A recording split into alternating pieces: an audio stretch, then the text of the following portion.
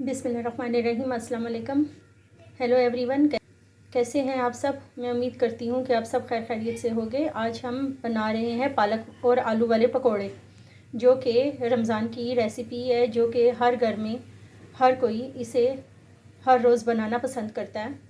तो आज हम भी ये पालक वाले पकोड़े बना रहे हैं। तो आइए देखिए व्यूवर्स, हम ये पकोड़े किस तरह आज बनाते हैं। ये देखिए, हमने तकरीबन 200 ग्राम हमने बेसन लिया और इसमें हमने जो इंग्रेडिएंट्स शामिल करना है वो ये है कि ये हमने चॉप किए हुए आलू शामिल करने हैं और हमने चॉप किया हुआ ये प्याज थोड़ा सा शामिल करना है, तकरीबन एक मीडियम साइज़ का। और ये तकरीबन हमने एक बड़ा कप हमने पालक का लिया है, जिसमें तकरीबन 200 कैलोरीज़ होते हैं। और आज हम ये पालक वाले पकोड़े बना रहे हैं।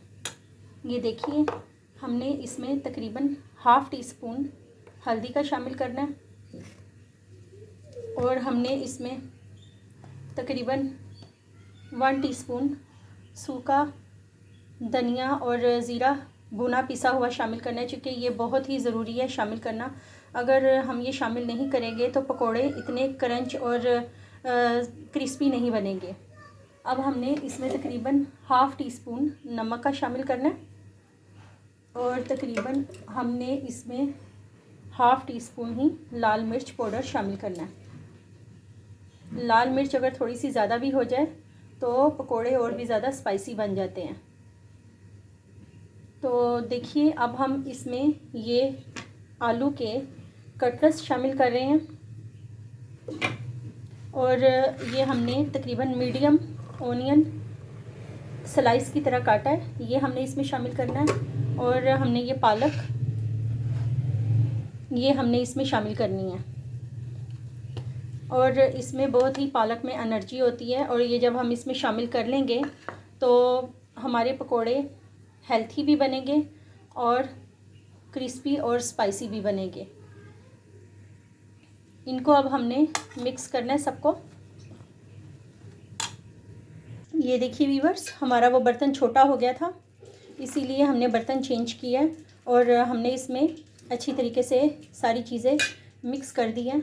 और हम अब इसमें थोड़ा थोड़ा सा पानी शामिल कर रहे हैं ताकि ये हम अच्छे तरीके से इसे मिक्स कर सकें। ये पकोड़ों के मटेरियल को आपने इस तरह करना है कि ना ज़्यादा थिक हो तो ना ज़्यादा पतला हो।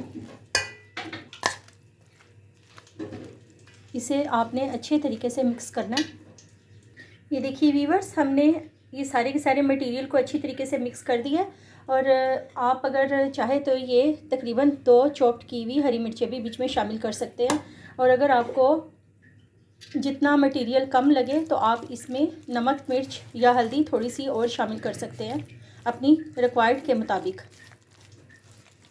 अब आप देखिए, हम इसे कढ़ाई में पकोड़ों को डालने लगे हैं, सिर्फ इसीलिए कि हमने तकरीबन 2 मिनट पहले ही हमने लो आंच पे कढ़ाई को गर्म करना शुरू कर दिया था। अब घी काफ़ी अच्छी तरीके से गर्म हो चुका है। अब हम पकोड़ों को इसमें शामिल करने लगे हैं।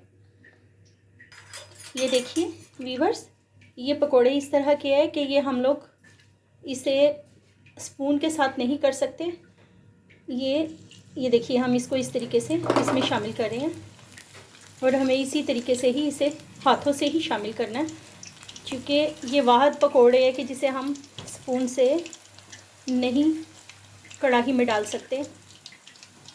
ये बिल्कुल इसी तरीके से मैं बना रही हूँ जिस तरीके से मार्केट में, बाज़ारों में और बाहर सड़कों में रमज़ान में लोग अपनी दुकानों के बाहर लगाते हैं पकोड़े, और ये बिल्कुल उसी तरीके से मैं बना रही हूँ। और अब आपने इसे फ़ौरन नहीं पलटाना, तकरीबन 2 मिनट तक इसे आपने फुल फ्लेम कर दे। आप 2 मिनट तक आप इसको इसी तरह पकाएं। जब नीचे से लाइट ब्राउन होने लगे तो तब आपने इसकी साइड चेंज कर देनी है। व्यूअर्स, हमने साइड इसकी चेंज कर दी है और ये देखिए लाइट गोल्डन हो रहे हैं। ये देखिए व्यूअर्स, ये कितने गोल्डन ब्राउन हो चुके हैं और ये बहुत ही ज़बरदस्त इसका कलर आ गया है। अब हम इसे साथ ही डिश आउट करने लगे हैं। ये देखिए व्यूअर्स, अब हम इसके लिए चटनी भी बना रहे हैं इन पकोड़ों के लिए। और हमने इसमें एक गड्डी पुदीने की डाली है और तकरीबन इसी तरह हमने 1 कप धनिया का भी बीच में शामिल कर लिया है। और इसमें हम लोग जो जो चीज़ें यूज़ करेंगे वो मैं आपको दिखाती हूँ। ये देखिए वीवर्स, इसमें 1 अदद हमने टमाटर इसके छिलके उतार के हमने इसमें शामिल करना है। और हमने तकरीबन 2 अदद हरी मिर्चें इसमें शामिल करनी है।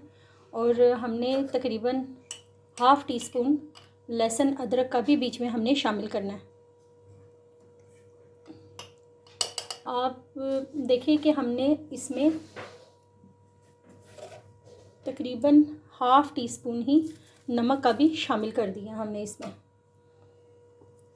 और कुछ लोगों को अनारदाना पसंद है, लेकिन कुछ लोगों को अनारदाना बीच में पसंद नहीं होता, उसका भी काफ़ी अच्छा टेस्ट आ जाता है। लेकिन मुझे इतना पसंद नहीं है, लेकिन मैं इसमें नहीं शामिल कर रही।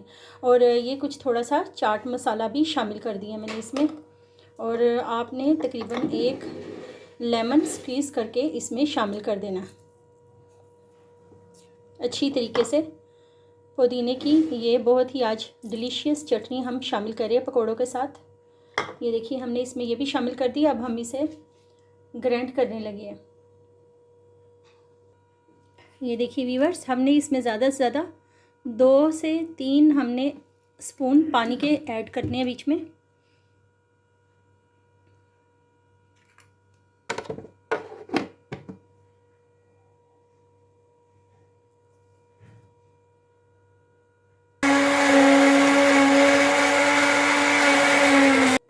ये देखिए वीवर्स, हमने पकोड़ों को डिश आउट कर दिया है। और ये जो हम लोगों ने हरी चटनी बनाई थी पुदीने की और धनिए की, बीच में हमने जो लहसुन अदरक का पेस्ट, नमक, मिर्च और हरी 2 मिर्चें हमने शामिल की हैं। और हमने बीच में थोड़ा सा चाट मसाला शामिल किया और थोड़ा सा एक हमने मीडियम साइज़ का टमाटर छिलके उतार के हमने शामिल किए हैं। ये आपके सामने हमने चटनी बनाई है। और ये हम इसमें रायते के बीच में भी शामिल कर रहे हैं। और ये हरी चटनी अगर हम इसमें भी शामिल कर दें तो ये हमारी ये चटनी बहुत ही जायकेदार बन जाएगी। ये देखिए वीवर्स, ये हम लोगों की ये चटनी और ये हमारे पालक के पकोड़े, आलू के पकोड़े, पालक और आलू के हमने बीच में मिक्स किए पकोड़े, ये बहुत ही जायकेदार बने हैं। और आप एक पकोड़ा खाकर आप देखेंगे तो मुझे उम्मीद है कि आपको ये बहुत ही टेस्टी लगेगा। माशाल्लाह से बहुत ही मज़े के पकोड़े बने हैं, बहुत ही मज़े के। और ये हरी चटनी भी बहुत ही जायके की बनी है। अगर आप इसमें ज़्यादा स्पाइसी चाहते हैं तो आप 3 से 4 हरी मिर्चें भी ऐड कर सकते हैं। वीवर्स, अगर आपको मेरी ये रेसिपी बहुत पसंद आई है तो आप इसे रमज़ान में ज़रूर ट्राई करें। मुझे उम्मीद होगी कि ये आपको और आपकी सारी फैमिली को ये रेसिपी बहुत पसंद आएगी। मेरी वीडियो देखने का शुक्रिया। Thanks for watching the video. अल्लाह हाफिज़।